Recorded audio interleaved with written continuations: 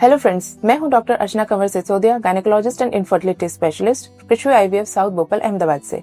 Last episode में हमने बात करी कि हमें प्रेगनेंसी में किन किन बातों का ध्यान रखना चाहिए और क्या नहीं करना चाहिए।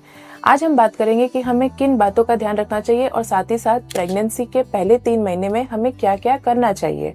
तो चलिए बात करते हैं। अब प्रेगनेंसी के दौरान कभी कभी लोगों को नॉइजिया, वॉमिटिंग की शिकायत होती है, हार्टबर्न की शिकायत होती है। अब किसी को नाम दिया जाता है, इसको जनरली मॉर्निंग सिकनेस का नाम दिया जाता है, पर किसी को मॉर्निंग में होती है, किसी को इवनिंग सिकनेस होती है, किसी को होल डे सिकनेस होती है, तो किसी को सिकनेस बिल्कुल भी नहीं होती। एक कंडीशन होती है जिसे कहा जाता है हाइपरेमेसिस ग्रेविडेरम। इसका मतलब होता है कि पेशेंट को इतनी ज्यादा वॉमिटिंग होती है कि वो पेशेंट कुछ भी खा पी नहीं सकता। ऐसे केसेस में कई बार हॉस्पिटल में एडमिट कर उनको आईवी लाइन की मदद से हमें एंटीएमेटिक्स देने पड़ते हैं और आईवी फ्लूइड चढ़ाना पड़ता है, क्योंकि इतनी ज्यादा वॉमिटिंग की वजह से डिहाइड्रेशन हो जाता है। तो अगर आपको नॉइजिया, वॉमिटिंग की शिकायत है और आप प्रॉपरली खा नहीं पा रहे हैं, तो इसके लिए आप ऐसा कर सकते हैं कि आपको जो अच्छा लगे आप वो खाएं और शॉर्टर इंटरवल पे मील्स ले, यानी कि 2-3 बड़ी मील लेने की जगह आप छोटी छोटी मील्स लेना चालू करें, ताकि वो इजीली डाइजेस्ट भी हो जाए और आपको वॉमिटिंग की शिकायत भी ना हो। अगर आपको हार्टबर्न यानी कि एसिडिटी की बहुत ज्यादा शिकायत हो रही है, तो आप अपने डॉक्टर से कंसल्ट कर सकते हैं उस बारे में, ताकि वो आपको बेसिक एंटासिड प्रिस्क्राइब कर सके। जैसा मैंने आपको अपने लास्ट वीडियो में भी कहा था कि ओवर द काउंटर ड्रग्स या फिर बिना डॉक्टर की सलाह के कोई भी दवाई लेना अच्छी बात नहीं है। हो सके तो आप स्पाइसी फूड को घर में अवॉइड करें। अब ऐसा देखा जाता है कि जो ये नॉइजिया, वॉमिटिंग होती है उसमें जिंजर बड़ा ही हेल्पफुल होता है। तो जिंजर की आप टी बना सकते हैं। जिंजर के लॉजेंजेस भी अवेलेबल होते हैं जो कि आपको ये नॉइजिया, वॉमिटिंग की शिकायत में थोड़ा हेल्प करेंगे। कुछ लोगों को प्रेगनेंसी के दौरान प्रोजेस्टेरोन हार्मोन बॉडी में ज्यादा होने की वजह से कॉन्स्टिपेशन की शिकायत होती है। तो ऐसे केसेस में आप क्या कर सकते हैं कि आप अपनी डाइट में थोड़ा मॉडिफिकेशन कर सकते हैं। आप अपनी डाइट में ज्यादा से ज्यादा फ्लूइड इंटेक बढ़ाएं। ऐसा हो तो अपनी डाइट में फाइबर्स का इंटेक बढ़ाएं, यानी कि सैलड्स ज्यादा ले, प्रॉपरली कुक्ड वेजिटेबल्स को बढ़ाएं। इससे आपका कॉन्स्टिपेशन भी रिलीफ होगा और मोशन भी आसानी से आपको होगा। साथ ही साथ आप फिजिकली भी एक्टिव रहें। ऐसा ना हो कि आप बेड रेस्ट ज्यादा कर रहे हैं या आप प्रेगनेंसी की वजह से अगर कोई कॉम्प्लिकेशन नहीं है तो आप किसी भी तरह का वॉकिंग को भी अवॉइड कर रहे हैं।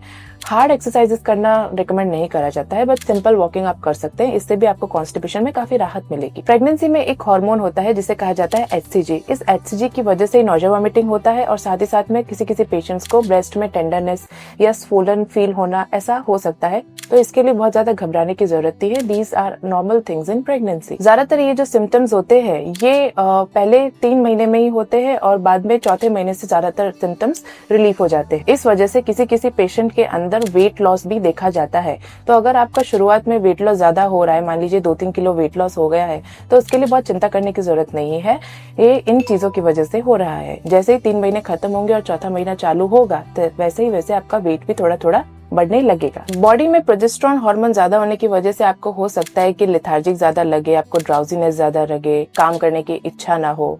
क्योंकि बॉडी के अंदर ऑलरेडी बहुत सारा काम ऑलरेडी हो रहा है। तो कोई बात नहीं, आप आराम से रेस्ट करें। इसको किसी भी तरह का फ्लैग साइन ना समझें और आप चाहे तो आराम कर सकते हैं। जहां तक एक्सरसाइजेस की बात है, अगर आप प्रेगनेंसी पहले बहुत ही हाई इंटेंसिटी वर्कआउट करते थे, बहुत ज्यादा वेट लिफ्टिंग करते थे, तो अब आप उस वेट लिफ्टिंग को और हाई इंटेंसिटी एक्सरसाइजेस को अवॉइड करें। पर हाँ, आप स्ट्रेचिंग एक्सरसाइजेस या वॉकिंग आप प्रेफरेबली कर सकते हैं। किसी किसी पेशेंट को फर्स्ट 3 मंथ्स के अंदर भी नीचे की तरफ स्ट्रेचिंग पेन फील होना या लोअर एब्डोमेन में पेन फील होता है। ये एक तरह का नॉर्मल साइन होता है, क्योंकि ये ग्रोइंग यूट्रस की वजह से खिंचावे का पेन होता है। तो इसके लिए कोई मेडिकेशन लेने की जरूरत नहीं है। पर अगर आपको बहुत ज्यादा पेन फील हो रहा है तो आप अपने डॉक्टर से बात करके कोई मेडिकेशन ले सकते हैं। किसी किसी पेशेंट को फर्स्ट 3 ट्राइमेस्टर में स्किन चेंजेस भी देखने को मिलते हैं, जैसे कि चीक्स पे ब्लैकनिंग होना, ब्रेस्ट पे ब्लैकनिंग होना, पेट के ऊपर ब्लैकनिंग होना या थाइस पे ब्लैकनिंग होना। ये बिकॉज ऑफ हार्मोनल चेंजेस होता है। इसको बहुत ज्यादा इंपॉर्टेंस देने की जरूरत नहीं है। कभी कभी प्रेगनेंसी खत्म होने के बाद में ये चला भी जाता है। जहां तक ट्रैवलिंग की बात है, तो आप शॉर्ट डिस्टेंस ट्रैवलिंग कर सकते हैं। Long distance travelling first 3 months में प्लीज अवॉइड करें।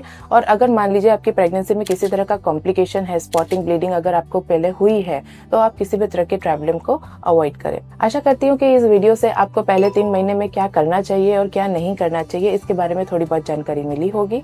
प्लीज अगर आपको वीडियो अच्छा लगा हो तो लाइक, शेयर एंड सब्सक्राइब करें। Thank you so much.